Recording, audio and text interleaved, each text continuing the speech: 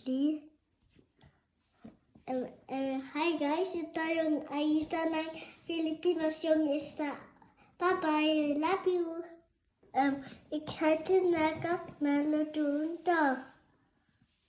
Tapos na, bye-bye, love you. So, may ayuda tayo galing Pilipinas. So, espada, dilis, chicharong. Chicharong ano to? Corn. Bago yan hindi ko alam yan syempre. Bagoong mawawala ba? At ito, galing yang Pangasinan. Salamat sa nagpaayuda.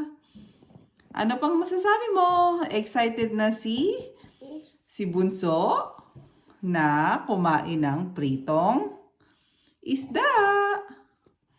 So, nananakam na kayo, no? Tara na guys.